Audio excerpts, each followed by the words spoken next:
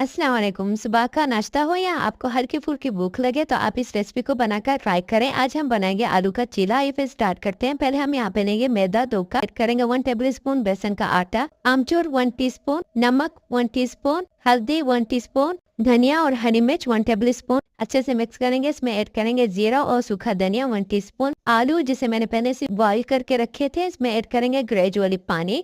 अच्छे से मिक्स करेंगे और बिल्कुल इस तरह से आपको इसका पेस्ट बना लेना है। इसे 2 मिनट रेस्ट देना है। उसके बाद यहाँ पे लेंगे ऑयल, फिर हम इस पेस्ट को अच्छे से फैला देंगे और कुक करेंगे जब तक हमारी चीला बिल्कुल रेडी ना हो जाए। आलू और टमाटर की चटनी, पहले हम यहाँ पे लेंगे ऑयल हाफ कप, फिर इसमें ऐड करेंगे टमाटर जितने आपको चाहिए, लहसुन 2 से 3 अदद। फिर हम इसे कुक करेंगे जब तक टोमेटो अच्छे से कुक ना हो जाए। उसके बाद हम इसकी स्किन रिमूव कर देंगे। फिर हम इसमें ऐड करेंगे 1 टीस्पून लाल मिर्च, 1 टीस्पून हल्दी, आमचूर 1 टीस्पून, 1 टीस्पून नमक, 2 टेबल स्पून आलू। अच्छे से मिक्स करेंगे, 2 मिनट कुक करेंगे। उसके बाद चटनी भी हमारी रेडी है। अगर आपको रेसिपी